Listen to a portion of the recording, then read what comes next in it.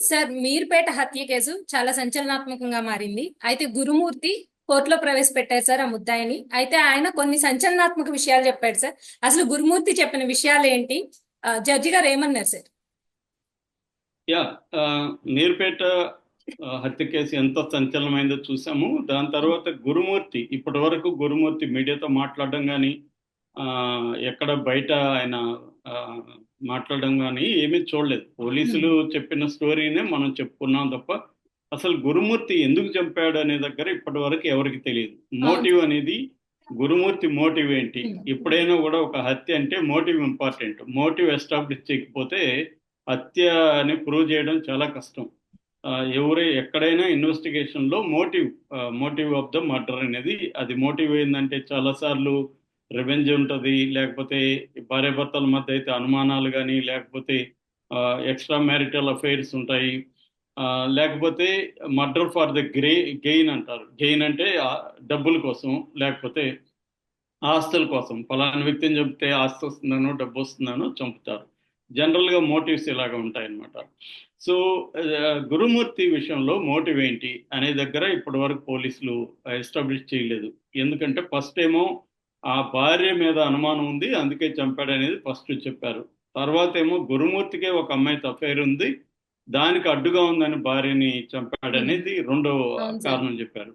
ఇప్పుడేమో అంటున్నారు, అసలు మోటివ్ ఏందో మాకు ఇప్పటివరకు తెలియదని మొన్న పోలీసులు సిపి కూడా సుధీర్ బాబు చెప్పారు. రెండోది, మేము అన్ని విషయాలు ఇక్కడ మీకు చెప్పము, కోర్టులో చెప్తా ఉన్నాడు. మరి కోర్టులో ఎప్పుడు చెప్తారు అనేది తెలియదు. రిమాండ్ రిపోర్ట్ ఇప్పుడు బయటకు వచ్చింది. రిమాండ్ రిపోర్ట్ లో కూడా మీడియాతో ఏం చెప్పారో అదే ఉంది తప్ప ఆ, కోర్టులో ఇతని ఎందుకు చంపాడు, ఏంటి, ఎలా చంపాడు అనే దగ్గర అతను వాంగ్మూలాన్ని బేస్ చేసుకుని చెప్పారు. అవును ఎలా సార్. చంపాడు అనేది మనం చూసాం. చంపినాక ఏమేం చేశాడు అనేది కూడా అతని వాంగ్మూలమే. గురుమూర్తి పోలీసులకు ఇచ్చిన కన్ఫెషన్ రిపోర్ట్ లో ఉన్నదాన్నే పోలీసులు చెప్పారు. ఆ, అట్లాగే దాన్ని ఇప్పుడు ఆమె చనిపోయిందని నిర్ధారణ కూడా పోలీసులు నిర్ధారణకు వచ్చారు. కానీ సరిపోదు, వీళ్ళు వస్తే కోర్టులో ప్రూవ్ చేయాలి. అంటే కోర్టులు ఎప్పుడైనా కూడా ఒక వాంగ్మూలం సరిపోదు. ఎందుకంటే వాంగ్మూలాన్ని రేపొద్దున అతను వ్యతిరేకించే అవకాశం ఉంది. నేను చెప్పలేదు, పోలీసులు నన్ను ప్రజా ఒత్తిడి చేసి చెప్పించారని. కానీ ఇప్పుడు గురుమూర్తి గురించి మీడియా ఫోకస్ చేయడం మొదలుపెట్టింది. అసలు ఈ గురుమూర్తి ఎలాంటి వ్యక్తి? ఇతను ఏమన్నా సైకోనా, సైకోపాత, సోషియోపాత? అసలు వీడి మైండ్ సెట్ ఏంటి? ఇంత క్రూయల్ గా ఎలా చంపగలిగాడు అవును సార్. అనేది ఆ, చూస్తే అతనితో కూడా కొలీగ్స్ అంతా కూడా అతను మృదు స్వభావి, చాలా మంచివాడు, ఏ పని చెప్పినా కాదనకుండా సహాయం చేస్తాడు, ఇలాంటివే చెప్తున్నారు తప్ప ఎవరు కూడా అతను కొంత మెంటలోడనో, లేకపోతే కొంత ఇబ్బంది ఉందనో ఎవరూ చెప్పట్లేదు. అంటే చాలా సార్లు సీరియల్ హంతకులు కూడా ఇలాగే ఉంటారు. మనం అమెరికన్ హిస్టరీలో కూడా సీరియల్ కిల్లర్స్ ఎక్కువ ఉంటారు. దాని మీద సినిమాలు కూడా వచ్చాయి. టెడ్ బండి ఇలాంటి సీరియల్ కిల్లర్స్ చాలా మంది ఉంటే వాళ్ళల్లో కూడా ఇలాగే ఉంటారు. వాళ్ళు చాలా జెంటిల్మెన్లీ బిహేవియర్ తో ఉంటారు బయట. అంటే చాలా మంది లోపల మైండ్ లో ఏం జరుగుతుంది అనేది బయట వాళ్ళకి తెలియదు. నవ్వుతూ ఉన్నంత మాత్రం అందరూ హ్యాపీగా ఉన్నట్టు కాదు. అవును వాళ్ళ సార్. లోపల బోలెడు దుఃఖం ఉండొచ్చు, బాధలు ఉండొచ్చు, పైకి నవ్వుతూ ఉంటారు. అలాగే మంచి వాళ్ళుగా కనబడే వాళ్ళందరూ మంచి వాళ్ళే కానక్కర్లేదు. అలాగా ఇప్పుడు గురుమూర్తి మీద ఫోకస్ అయింది. ఇప్పుడు ఏమైందంటే కోర్టులో గురుమూర్తి ఒక సంచలనమైన ప్రకటన చేశాడు. అదేంటంటే జడ్జి గారు మామూలుగా కోర్టులో వెళ్ళినప్పుడు అడుగుతారు, నిన్న పోలీసులు ఏమన్నా కొట్టారా అని అడుగుతారు. కొట్టలేదని చెప్పాడు. మామూలుగా అయితే మనకు తెలుసు, ఇలాంటి కేసుల్లో కొట్టకుండా ఉండరు పోలీసులు. ఎందుకంటే వాళ్ళకి వేరే సోర్సులో ఏమీ లేదు. ఇతను ఎలా హత్య చేయాలో అతనే చెప్పాలి. అతను చెప్పలేదు బిగినింగ్ లో. తర్వాత అతన్ని కొట్టారని బయట అంటున్నారు. కాకపోతే ఏంటంటే పోలీసులు కోర్టుకు పెట్టే ముందు కూడా వాళ్ళని బెదిరిస్తారు. నువ్వు కానీ జడ్జి గారికి చెప్పావంటే నీకు జైల్లో మళ్ళీ ఉంటది పండగ అని. ఎందుకంటే జైల్లోనే ఉండాలి కదా, జైల్లో ఎవరు రక్షిస్తారు ఇతన్ని? అవును సార్. కాబట్టి చాలా మంది, నేను పర్సనల్ గా కూడా చూసినాను, పోలీస్ స్టేషన్ లో కొట్టినా కూడా జడ్జి ముందు చెప్పరు, కొట్టలేదనే చెప్తారు. అందుకనే పోలీస్ దెబ్బలు అంటారు. బయటికి కనబడవు అవి. కనబడకుండా పోలీసులు కొట్టగలరు అనమాట. దాన్నే పోలీస్ దెబ్బలు అని చెప్తుంటారు. బయటికి మనకేమీ కనబడదు. ఇవన్నీ మేము పౌర హక్కుల సంఘంలో 5 ఏళ్ళు పనిచేస్తాను నేను. కొన్ని వందల కేసుల్లో నేను ఇలాంటివి చూశాను.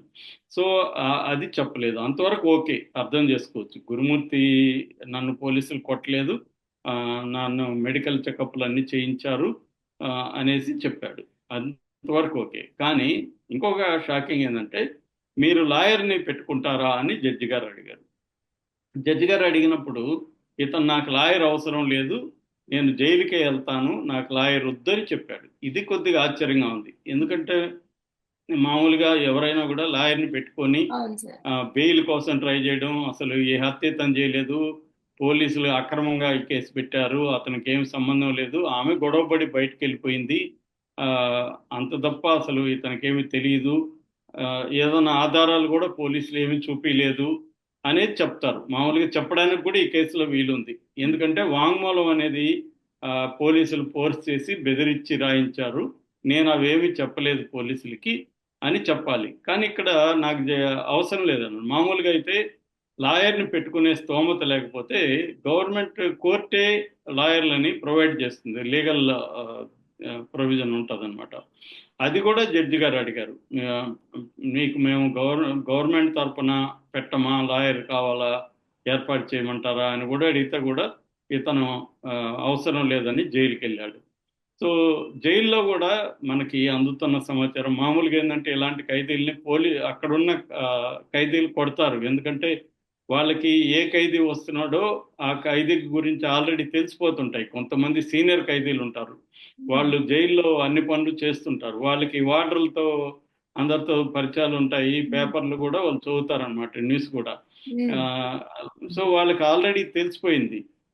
అలాంటి వాళ్ళు ఏం చేస్తారంటే, ఈ ఖైదీ రాగానే వీడిని కొంత 4 పీకుదాం సార్ మనం అని చెప్పి ఏదో ఒక కారణంతో, జైల్లో కొట్టడానికి పెద్ద కారణం అవసరం లేదు, ఏరా చూస్తున్నావు, మురిసి చూస్తున్నావు ఏంట్రా అని కొడతారనమాట.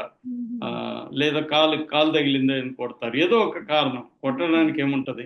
అలాగా ఇతన్ని కొడదాం అనుకున్నారు, కానీ వాటర్లు వాళ్ళు అడ్డుపడి రేపు పొద్దున ఏదైనా ప్రాబ్లం అయితే ఇదని చెప్పి కొట్టొద్దని అడ్డుకున్నారు అని చెప్తున్నారు. ఎందుకంటే ఇంత అమానుషంగా ఉమ్. అక్కడ కూడా హంతకులు ఉంటారు, అవును. కానీ ఇటువంటి కేసులు రేరెస్ట్ కేసులు అన్నమాట. అందుకని ఖైదీలు కూడా ఎలా ఉంటదంటే, ఖైదీల్లో కూడా మొరాలిటీ ఉంటది, ఖైదీల్లో కూడా న్యాయమన్యాయాలకు సంబంధించిన వాళ్ళ అభిప్రాయాలు ఉంటాయి. వాళ్ళు కొన్ని కొన్ని దారుణమైన కేసులు చూసినప్పుడు వాళ్ళు అక్కడ కొట్టడం అలాంటిది ఉంటదన్నమాట. ఆ మధ్య కూడా ఆ, నిర్భయ కేసు ఉంది కదా, నిర్భయ కేసులో అవును కూడా సార్. ముగ్గురు వెళ్ళినప్పుడు వాళ్ళని కొడతారేమో అని చెప్పి సపరేట్ గా ఒక నక్సలైట్ సెల్ దగ్గర పెట్టారు. నక్సలైట్లు అయితే కొట్టరు వీళ్ళని ఉమ్. అని చెప్పి అక్కడ పెట్టారనమాట వాళ్ళని. 1 డే 1.5 డే అక్కడ ఉంచారు. అలాగా ఈ అబ్బాయిని కూడా సపరేట్ గా ఇతన్ని గురుమూర్తిని కూడా సపరేట్ గా జైల్లో ఉంచారని చెప్తున్నారు. అయితే ఇతనిలో ఏ మాత్రం రిమోర్స్ అంటే పశ్చాత్తాపంగానే ఏమీ లేదు, వెరీ కూల్ గా ఉన్నాడు. ఎవరు అడిగినా కూడా ఎలా చంపారు సార్ అంటే కూల్ గా చెప్తున్నాడు. ఇలా కట్ చేశారంటే ఏముంది సార్, ఆమె పొట్టిగా ఉంటది, పెద్ద కష్టమేం కాలేదు నాకు, ఆ, నేను మార్నింగ్ 10 నుంచి ఈవినింగ్ 8 లోపల అంతా ఫినిష్ చేసేసాను, అది చెప్తున్నాడు. ఈ ఎక్కడైతే ఈమెను ముక్కలు ముక్కలుగా నరికాడో అక్కడే పిల్లల్ని తీసుకెళ్లి అతను ఉంచడం ఇంకా ఘోరం అని అవును చెప్తున్నారు. సార్. ఆ అవును. తల్లిని, అంటే 13 ఏళ్ళు కాపురం చేసిన వ్యక్తిని అంత దారుణంగా ముక్కలు ముక్కలు ముక్కలుగా కట్ చేయడం, దాని తర్వాత అక్కడే మళ్ళీ పిల్లల్ని పిలిపించి అదే ఇంట్లో అదే బెడ్ మీదనే అవన్నీ వేసాడు. ఆ